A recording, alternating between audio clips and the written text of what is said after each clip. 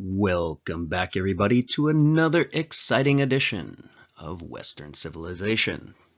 Today we are going to be looking at classical Greece, and we'll be looking at it from the years 500 to 338 BC. So grab a pen and paper, a tablet and keyboard, and let's begin. By the end of this lecture, you will be able to analyze how the Persian Wars shaped Greek identity and political development, explain how Athens transitioned from a city-state to an imperial power, evaluate the cultural and intellectual achievements of classical Athens, assess the causes, course, and consequences of the Peloponnesian War, and understand the long-term impact of classical Greece and its decline. So let's get going. Classical Greece was built on the foundation of the earlier Archaic Age. In the Archaic Age, we saw the formation of the polis, and we saw that the polis was closely tied to the rise of hoplite warfare, which empowered citizen soldiers to begin to challenge aristocratic rule. We saw early Greek efforts at colonization and how the Greeks began to export their population and some of the changes that brought about.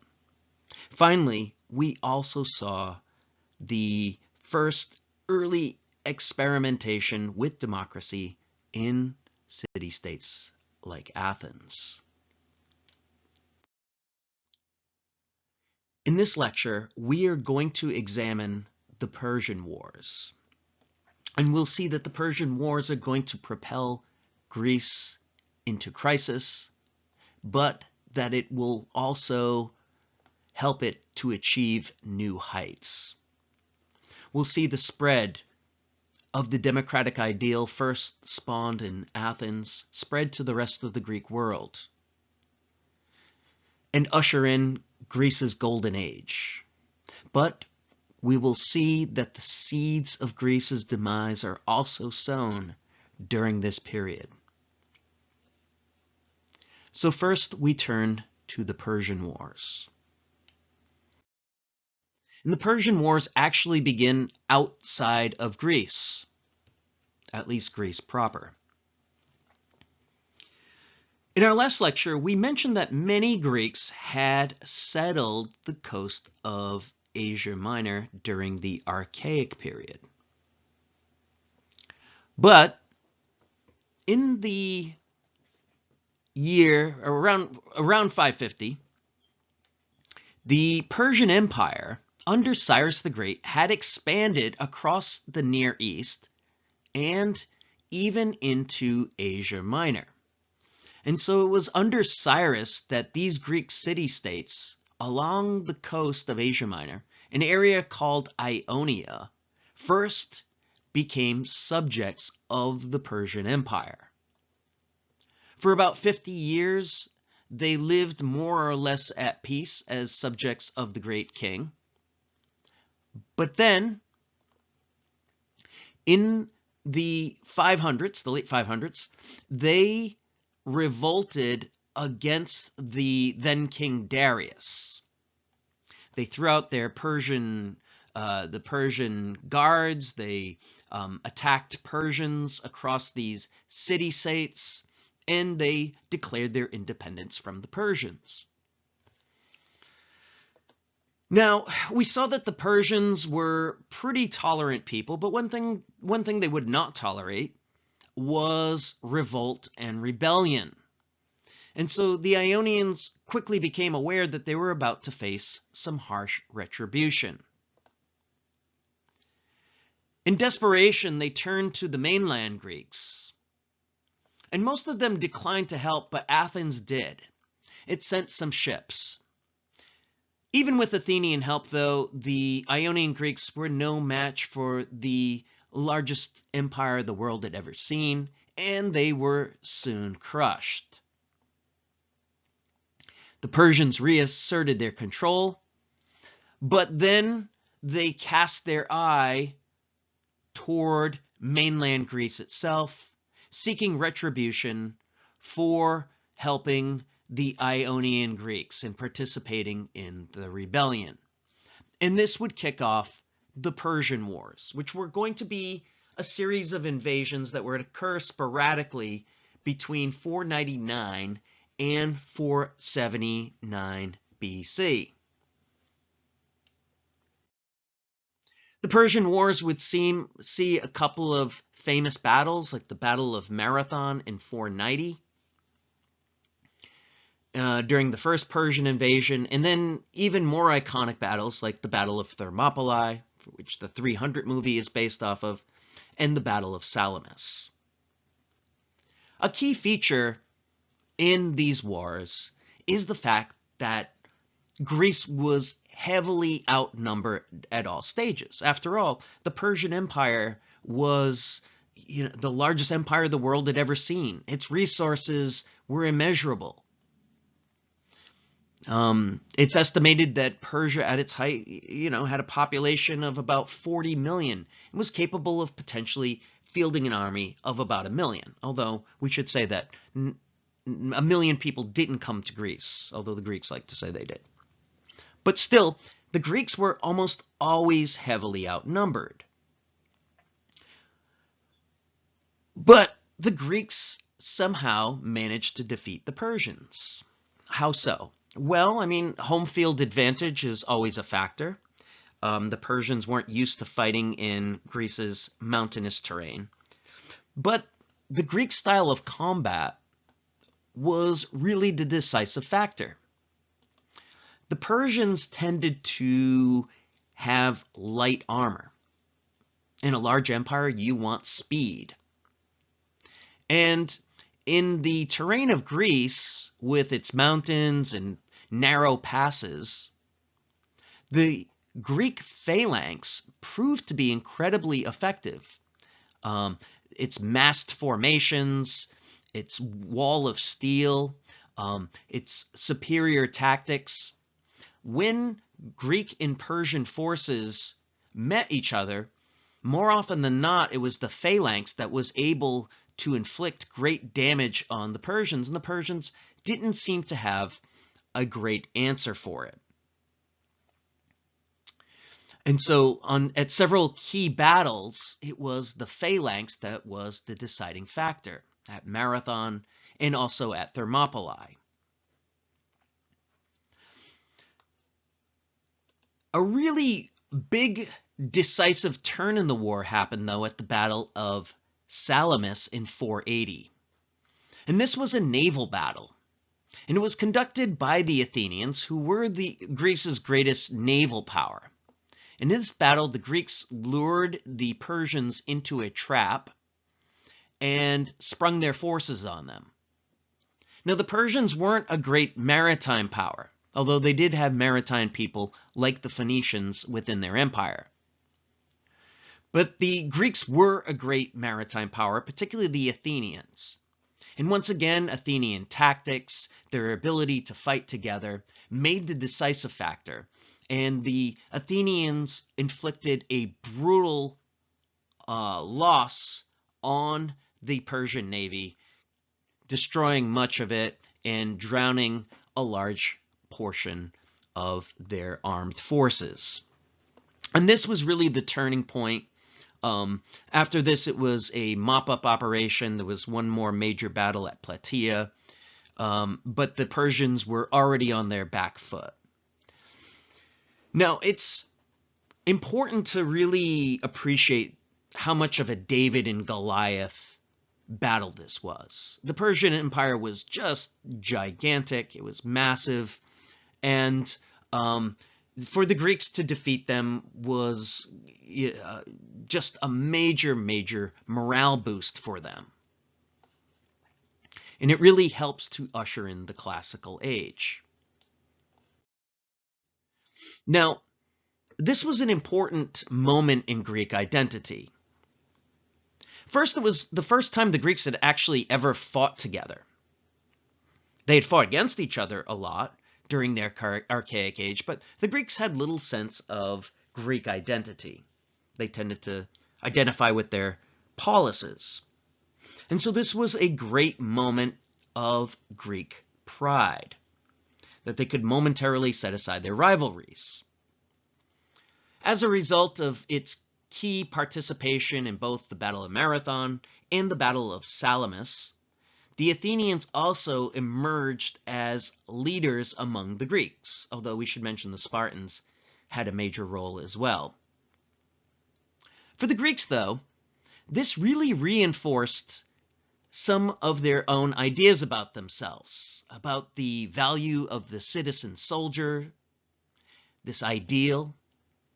Both the hoplite and the oarsmen of the navy had defended their homeland, they had defended their freedom, they had defended their way of life. And they had really, the Greek citizen had really put his neck out on the line, going up against a much more powerful foe. And so this really consolidated in the minds of the Greek just the superiority of self-government, and when they thought of the Persian Empire, they tended to look at it as being an empire of slaves. After all, many of the people who had come to fight in Greece were subject peoples who had only come because they were forced to, because they lived underneath this tyrannical Eastern style of monarchy. And so this really differentiated the Greeks from the peoples of the Near East in their own mind anyways. It was also proof of the superiority of self-government, of free people beating this Near Eastern tyranny. And it really inspired a lot of conversation and a lot of philosophical thought on freedom versus despotism. And all these ideas became very much part of the Greek vocabulary. So it was a major turning point for Greece. Now, in Athens, this sparked even greater democratic reforms. Now, Athens was already pretty much a full democracy even prior to the Persian Wars, with the caveats that we mentioned in our last lecture about women, slaves, and foreigners. But every citizen already had the right to participate in government. But under the great Athenian statesman Pericles, Athens became even more democratic. Pericles wanted to ensure that not only every citizen had the right to participate, but that they could participate in government. Many Athenians prior to this would be selected to be part of government, but they had their farms, they had their jobs, and they couldn't afford to do it.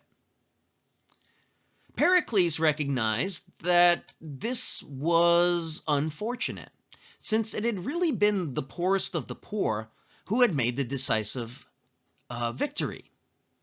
The oarsmen at the Battle of Salamis were almost all really poor people. Middle-class and wealthy Athenians could afford their own armor, and so they could participate as hoplites. But participation was so ingrained in Athens that even the poorest of the poor were expected. If they didn't have anything, well, you could go and you could row the boats. And these triremes had been the decisive factor, as we saw in that great Battle of Salamis.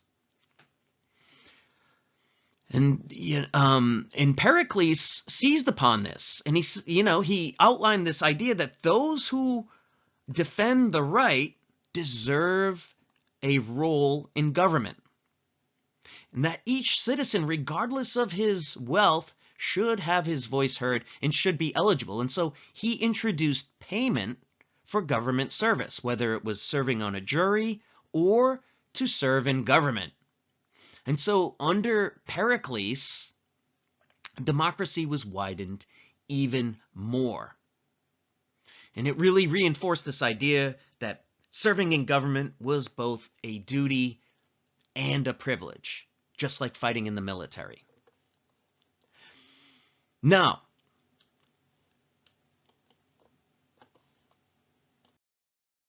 Pericles also was one of the main architects of a naval league called the Delian League. Now, we know from hindsight that there was a First and Second Persian War, but there was no Third Persian War. But obviously the Greeks living at the time didn't know that. Just like today, we know that there's been a World War I and World War II, but we don't have any idea if there will be a World War III. Most people would probably say, yeah, there probably will be. And that's how most Greeks were thinking back in the classical age. And so to prevent a further war and to defend themselves if it came, the Athenians proposed the creation of a naval league called the Delian League. And the idea is that city-states that wished to could join the league, and as part of their dues, they would contribute either ships or money.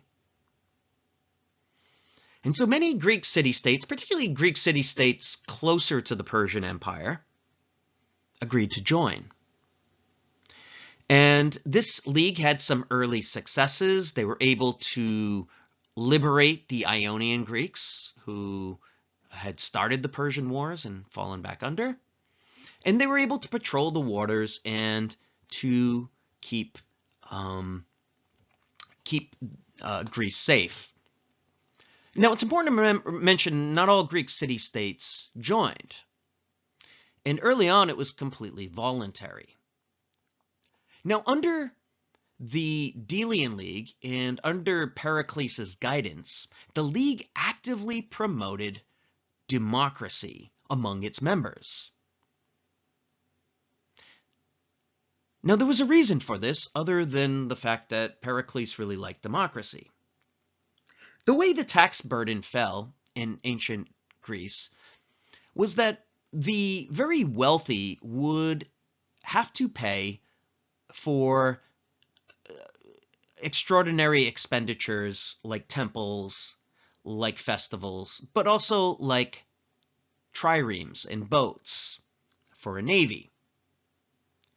This meant that places that were controlled by the wealthy, i.e. oligarchies, would be less likely to join the league or want to stay in the league if they did, because they would have to pay this money for this for these boats.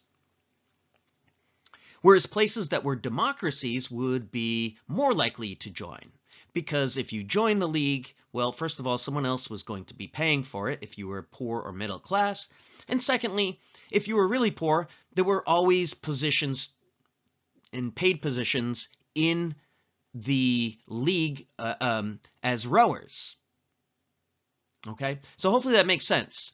Oligarchies controlled by wealthy people would be less likely to join, but democracies would be more likely to join.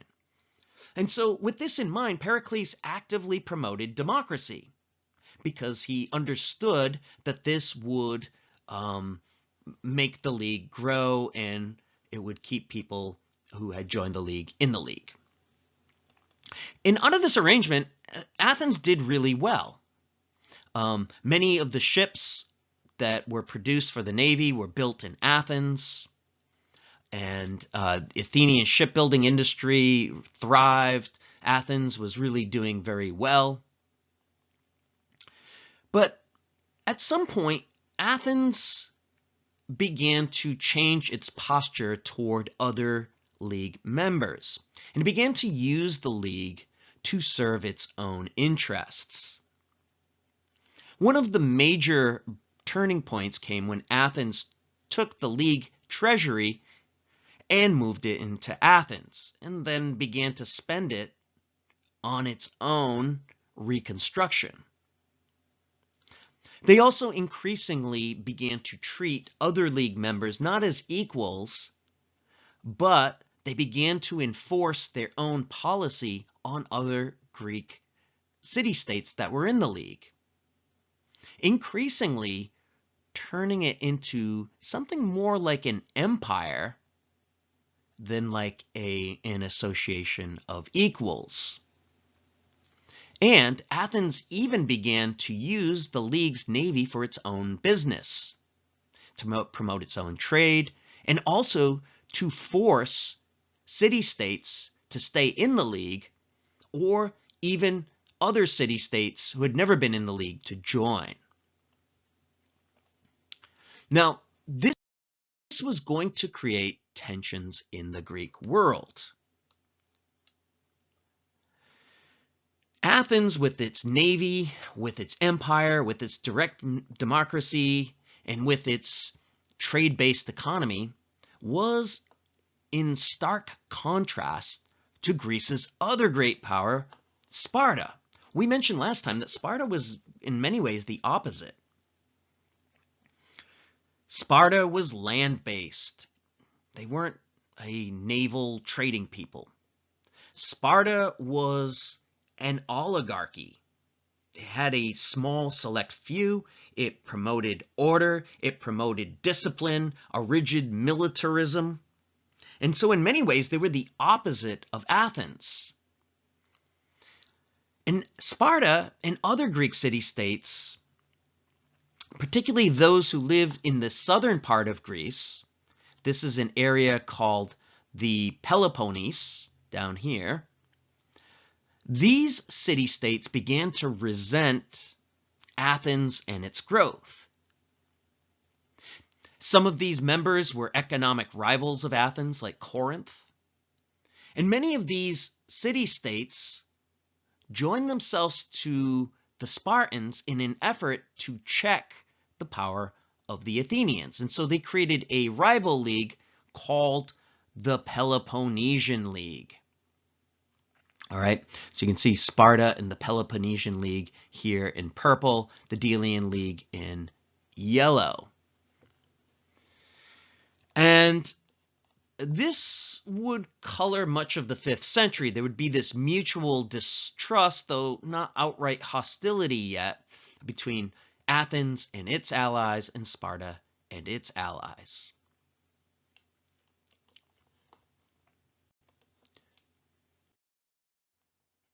Nonetheless, this period of the 5th century is sometimes called the Golden Age of Athens. And this was a period of time when Athens, and really Greece itself, reached its high point. Not only in terms of art, but in terms of trade, in terms of philosophy, in terms of drama. Pretty much, if you know anything about ancient Greece, its art, its drama, its philosophy, chances are it was produced during this particular period of time. And Athens, of course, was the leader at this time. It was the freest of the Greek city-states, the largest, the richest, the most democratic, and it really thrived. And a symbol of this great age was this temple complex that was built on top of the Athenian Acropolis. An Acropolis is kind of like a high point that many polises had, like a defensive location.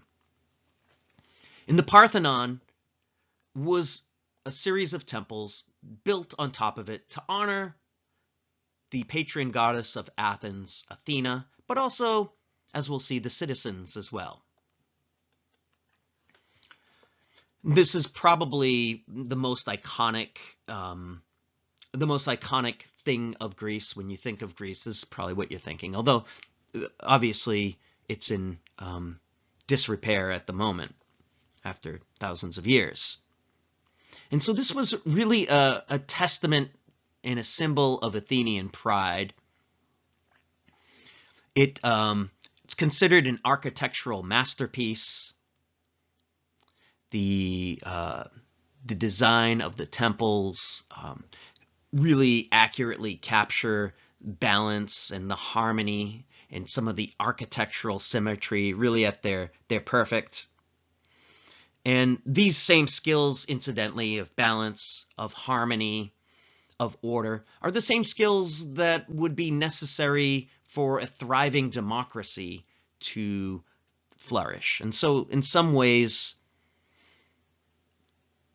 these proportions are almost like a statement themselves on democracy. Of course, the whole thing is a public space. We mentioned that temples and other structures in polises were public space, and this stands in contrast to Near Eastern palaces or even the palaces of earlier Greek history. So, very public space. The artwork was meant to celebrate the patron goddess Athena and other gods as well, but they're not so subtle propaganda for Athens, its people, and their democracy. Many of the figures that are represented, it's really carved up with different figures, but many of the figures are of the Athenians themselves. And so the Athenians thought that they and the citizens in general were worthy to be put in a temple. That tells you something about them. We notice too that in these images, oftentimes you'll see regular Athenians and they are commingling with gods and goddesses. I believe this is Zeus and Hera here. And we can see them intermingling throughout the various carvings with Athenian citizens. The carvings also celebrate great moments from Greek history, like the Persian Wars, celebrating Athens' role in those wars, various figures from mythology, supposedly the time the centaurs attacked Athens, or the time the Amazons attacked Athens. So some of them are mythological, some of them are historical. But as much as it's a monument to Athens, to the gods and to Athena, it's also very much a temple to themselves and to their democracy and their ideals.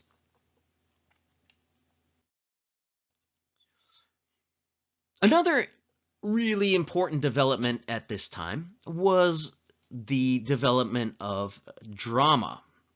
Drama originated as festivals devoted to the Greek god Dionysus.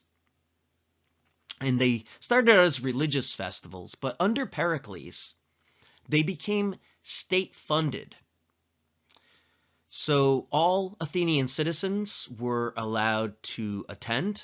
Well, again, all Athenian male citizens, of course, were allowed to attend and encouraged to attend. In the theater to Dionysus, this great outdoor arena. And this was a shared experience for the citizen body, again, emphasizing the public character of the city. And this stands in contrast to, of course, exclusive and aristocratic entertainment. So Athens really was a different sort of place. Oftentimes, too, whether they were tragedies being performed or comedies, oftentimes they dealt with important civic or moral dilemmas. And so they were supposed to instruct as well as entertain. Themes like hubris or pride, justice, and themes that affected the polis would often be performed.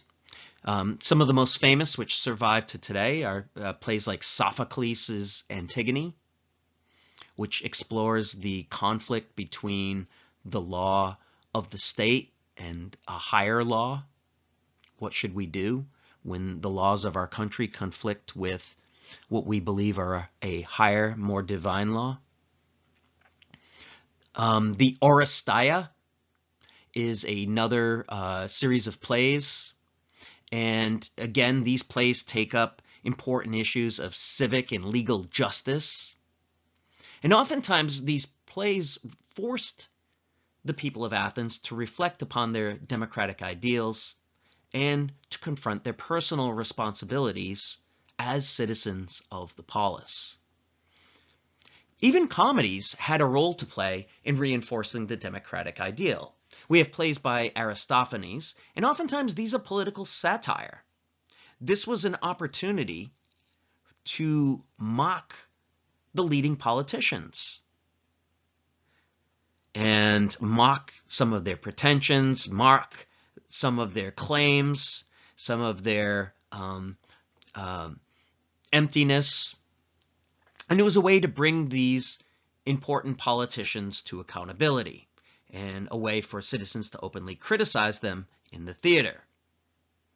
And so this also says something about Athens, that citizens felt comfortable enough to criticize, and they were free enough to be able to critique important individuals.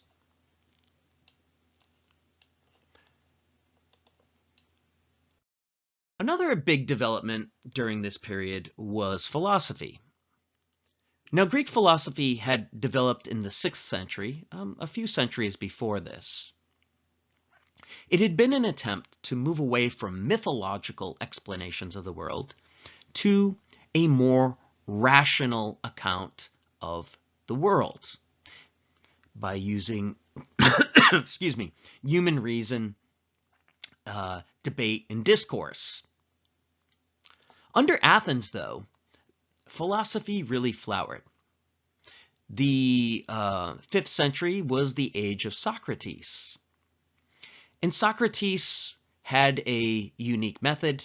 He would go around and he would question people about some of these ideals that they professed, some of these important civic ideals like freedom, like equality, and he exposed contradictions among some of the leading and maybe more pretentious citizens. Now, for the most part, Socrates was allowed to get along and get away with this, although he was probably an annoyance to a lot of people because he would always seem to make them look foolish and expose that even though they were supposedly great leaders, they didn't know what they were talking about. But Socrates pushed his luck too far during a period of conflict that we'll look at in a moment, known as the Peloponnesian War. And he was tried and he was eventually executed. So it shows in times of crisis that maybe some of this free speech only went so far. He was executed for being a threat to the democracy itself, by impiety, questioning the gods, and for corrupting the youth. Now, his student Plato took up the mantle of his old master. And Plato would become a bit of he would become a critic of democracy. And so Plato is writing really after the Athenian Golden Age, and he's writing about an Athens that's just killed his hero and mentor, Socrates. And so he really questions the democratic ideal. He questions the wisdom of being ruled by the uninformed masses and argues instead that society would be better run by a philosopher king. And that, and he lays this out in his book, The Republic, where he lays out the idea of a just society, which surprises a lot of people, does not include democracy, which he saw could degenerate into mob rule. And so he really distrusted it, and also leaders who were capable of whipping up the mob. I should mention that Plato also had a famous student, Aristotle. And Aristotle would go on to write a lot about democracy. He would eventually come to advocate for a mixed constitution. This is one that would incorporate monarchy, aristocracy, and democracy. He thought if you could combine democracy with some of these other forms that you'd get a more stable government. Now, as I said, Socrates was engaging in his philosophical career at a time when Athens was entering into a state of crisis.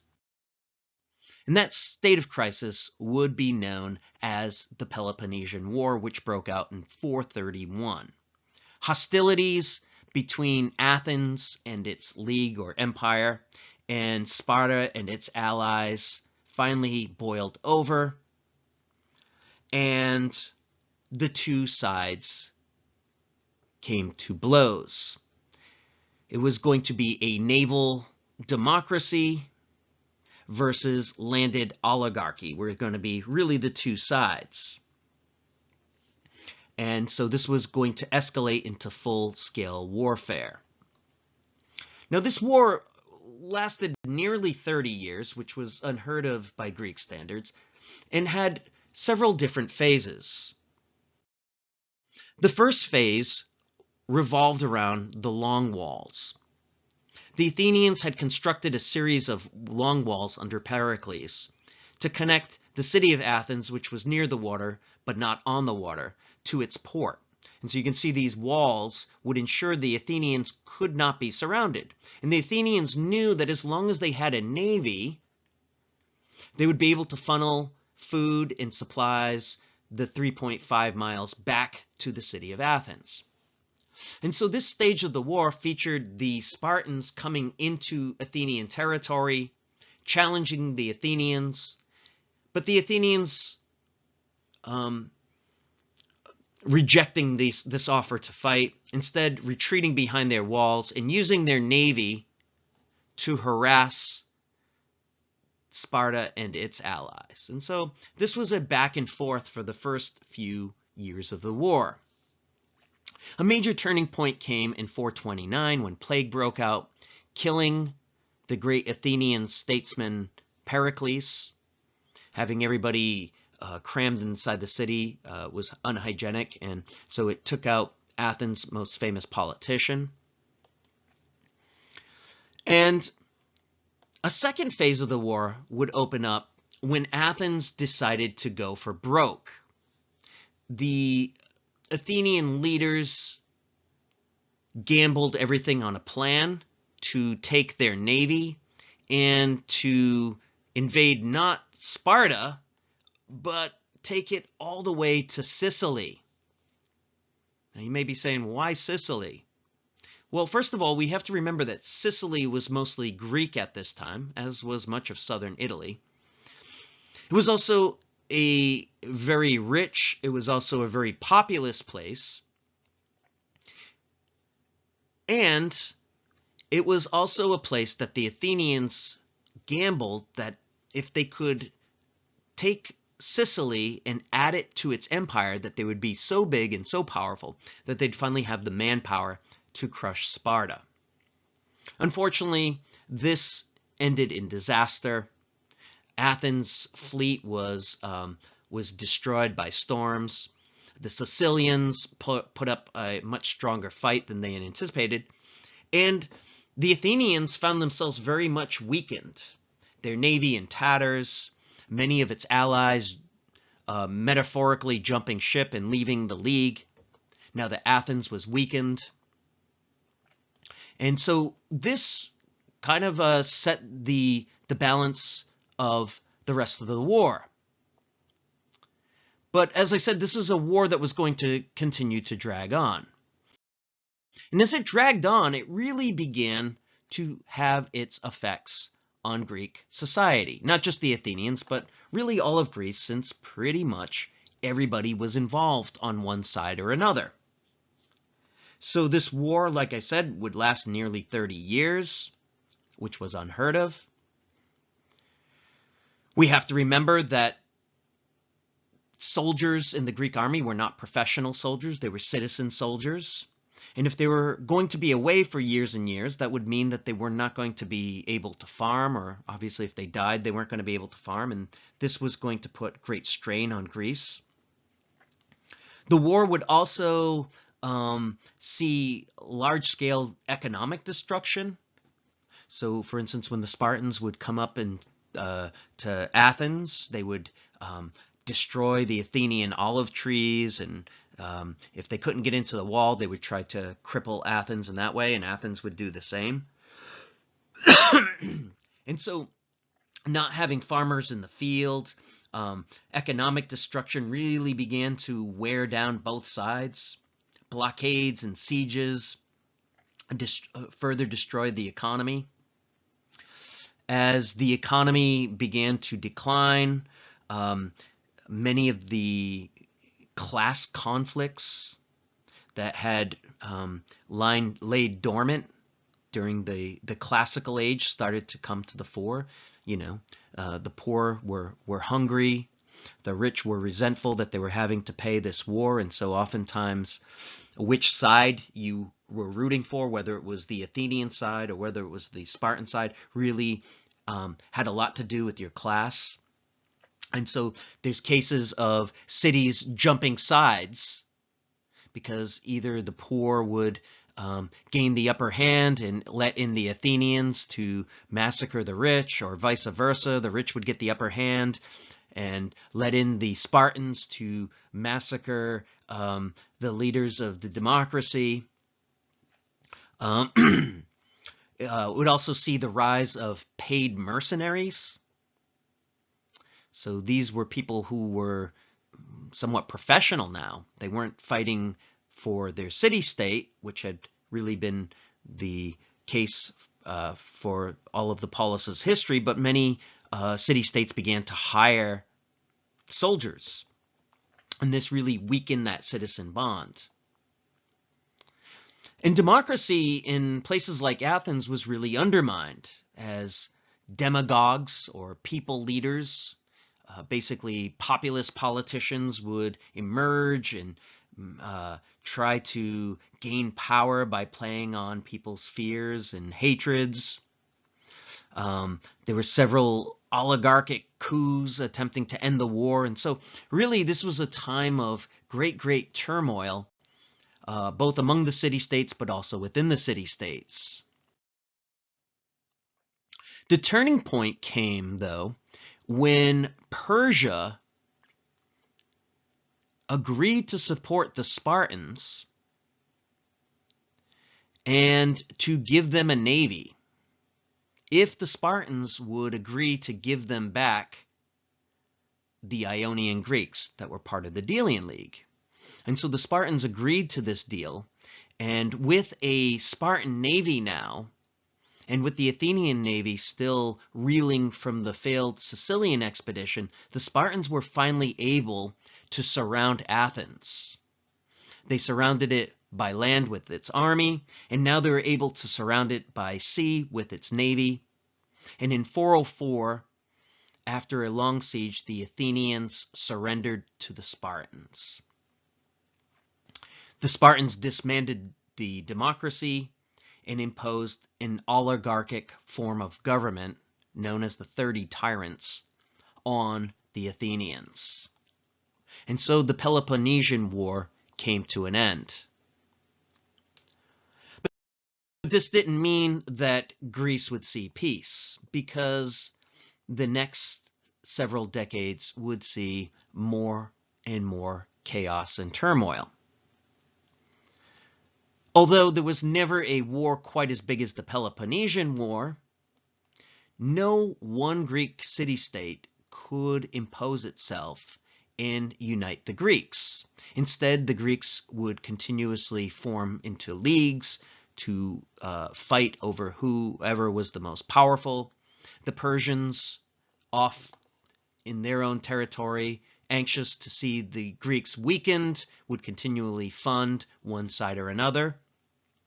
And so Greece, decade after decade, engaged in this fratricidal warfare.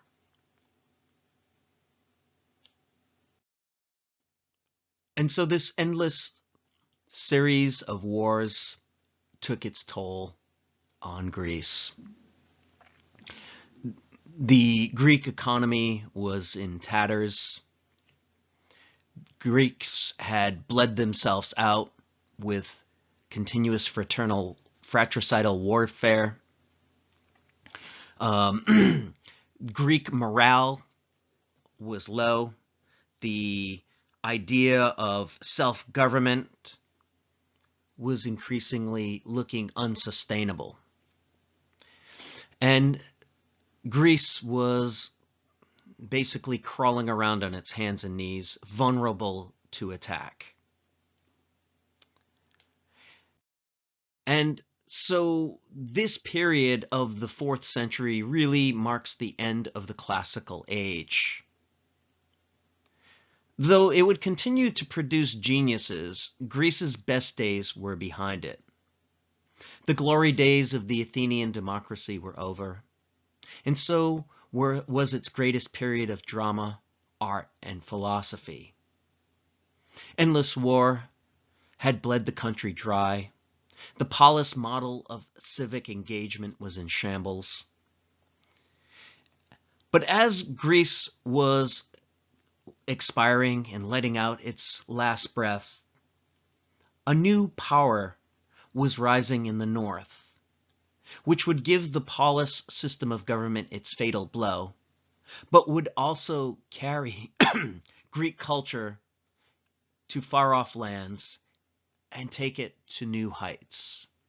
And we will pick up this story when we come back next time as we look at the rise of Macedon.